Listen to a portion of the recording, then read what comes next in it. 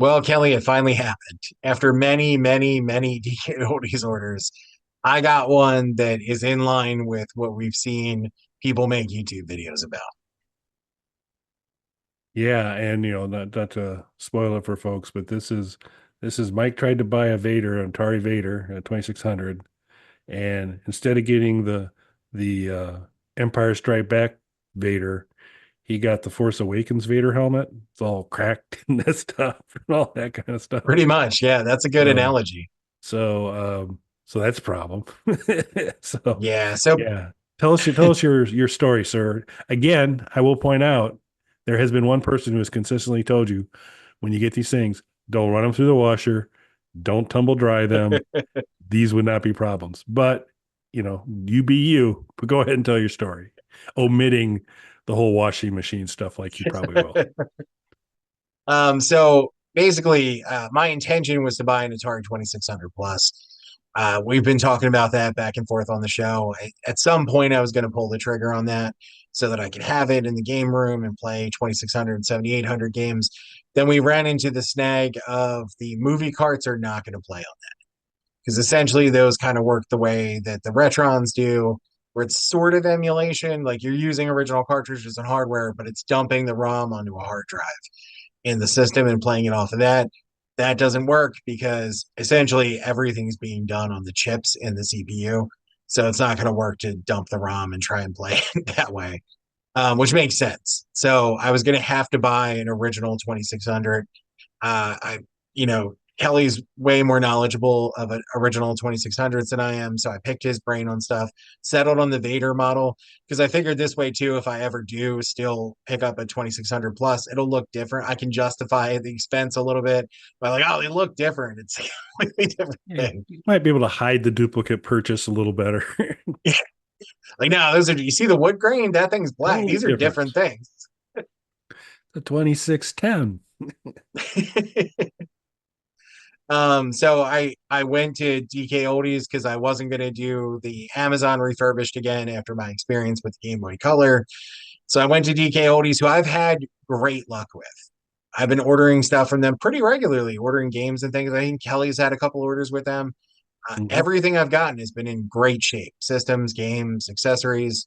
Couple little snags that I've run into over issues with orders, they immediately respond to my emails and get it fixed. I, to this day, have never gotten a response from At Games. I've emailed At Games 20, 30 times at this point about issues with my At Games Mini. Nothing. They don't care at all. So, I mean, even though I've had a couple of weird little snags with things, they immediately fix it. I appreciate that. And I'm pretty close to their warehouse. So shipping is a couple days back and forth. So it's not like, I had an issue with my modded Saturn that I got off of AliExpress. I had to ship stuff back to China. So it was weeks of waiting to get the wrong thing and send it back and wait weeks and hope they'd come through with sending me the right thing back. They did, but it was a long, arduous process. Whereas this is basically Amazon because they're so close to me. I have it a couple days later. So they had a Vader bundle pack. So you got the Vader, you got all your cords, two controllers, and a copy of Combat. And I chose to pay an extra few dollars more for the good condition system. So, because I figured this is a 40-year-old console, I'm not taking any risks on it.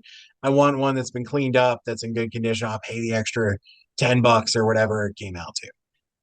Fine. 2 days goes by, I get a big box. I'm excited. I open it up. At first, it looks fine. Then I go to lift it up. I notice there's a lot of debris. So the top of the 2600 has that, I don't know what you would call it, ridged kind of pattern to it. Yep, that's fair. Is that Yeah. Yeah, so there was a lot of like debris and stuff in there. I was like, wow, this really wasn't cleaned well. Again, I know a lot of people say they don't clean stuff. That hasn't been my experience. Everything's been great in the condition that I get it in.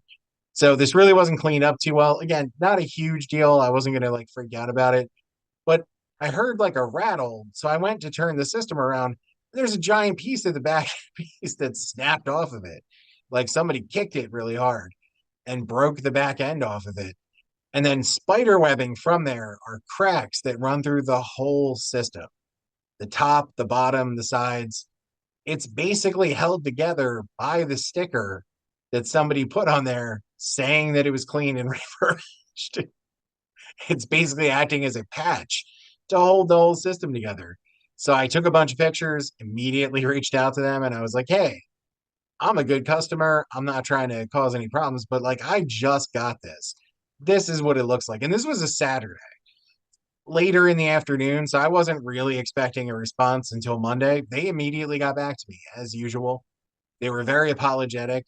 The first thing they did was offer to drop some money off of it to refund me partial $40 towards it if I wanted to keep that one. I responded no, that even at $40 off, I wouldn't have paid that for this. I wouldn't have bought this at all because it's about to fall apart. So there's absolutely no way I'm keeping that.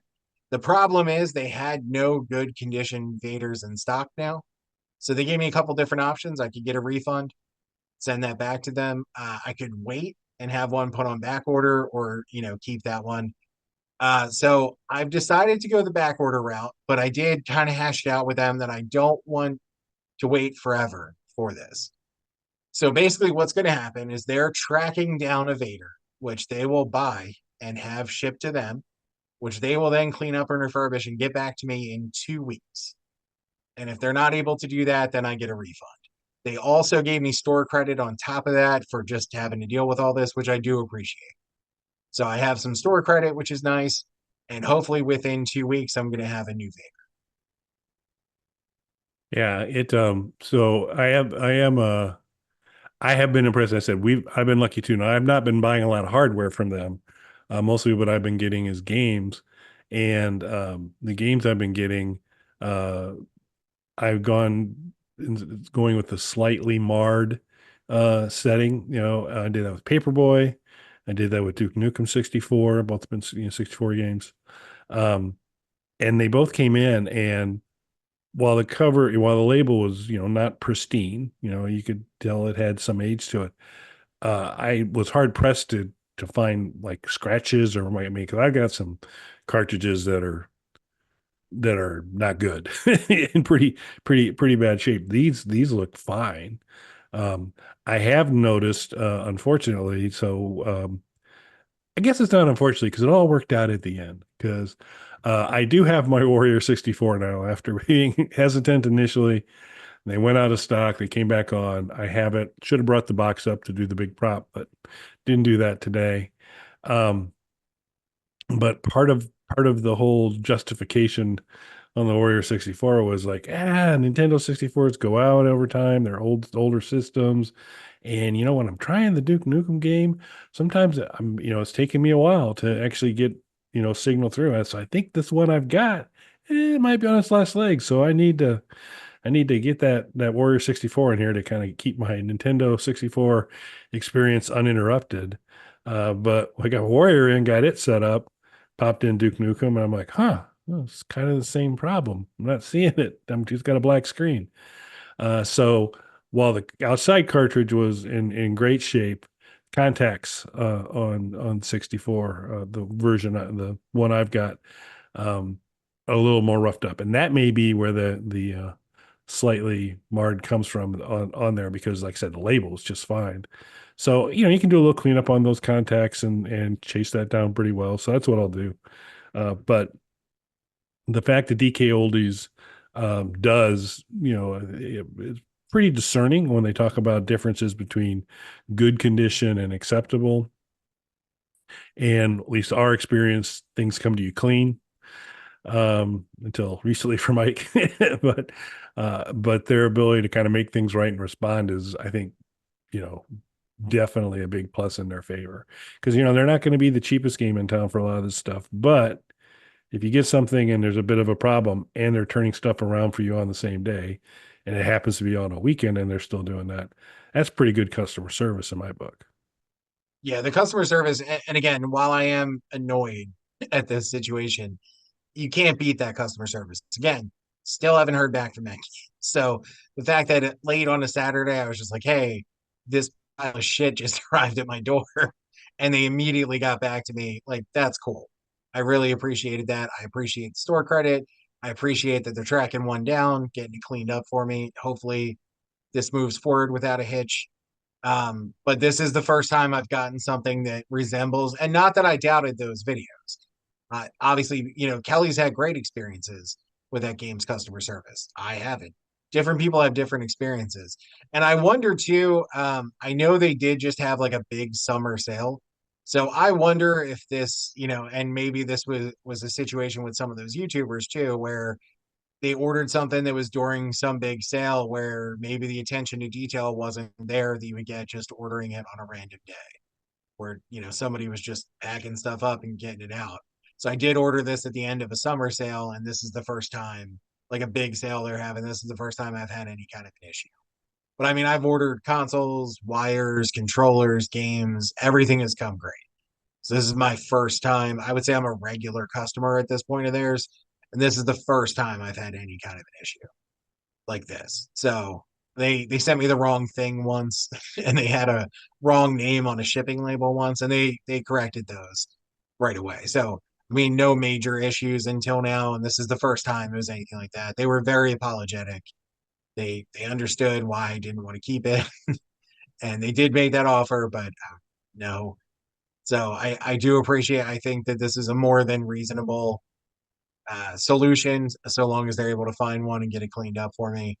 I think that that's great that they're going to track one down, buy it, get it cleaned up, and get it out to me. That's great. And I don't mind, to Kelly's point, they are a little more expensive than some other places. I don't mind that for this customer service. Like Kelly said, this is great customer service. The stuff usually is in really good shape when we get it. Plus, too, they do offer a 1 year warranty on everything. And I've had to use that because the first Nintendo 64 that I got for my wife did go after 4 months, 6 months, something like that of having it. And again, that's a 30 something year old console. So unfortunately, stuff like that's going to happen. That's why a big part of why I got the Warrior 64. It allows me to have one down in the game room that's separate from my wife playing upstairs so I can play my stuff with my friends when they're over. But also, too, they're not going to last forever. They're 30+ year old consoles already. So if one goes, we do have a backup. But yeah, you can't beat the 1 year warranty. I'll pay the extra few bucks for knowing that something's clean, good customer service, and getting the 1 year warranty, which they have followed through with. I told them it went, they immediately shipped me out a new Nintendo 64. No questions, no nothing. They sent it right out. Yeah, and this is kind of the, to kind of stick with the Star Wars metaphors on this. This is a little bit of the prequel trilogy portion of Mike's Vader. We'll hopefully things work out here and he gets up and running. Once he does, we'll have a show about how he got it up and running and what he perhaps is first playing on his Atari 2600. So we'll cover some of that stuff a little bit later. So hope it does work out. I do, what I would recommend though is when you get the next piece of hardware, don't send a note back complaining that it didn't come with dryer sheets because again, your approach is different than most people's, and so most people don't require dryer sheets when they get new equipment. But just a thought, just a suggestion there. Thank you. I appreciate it, sir. You've been my Sherpa on this 2600 journey. Yep, I'm here for you.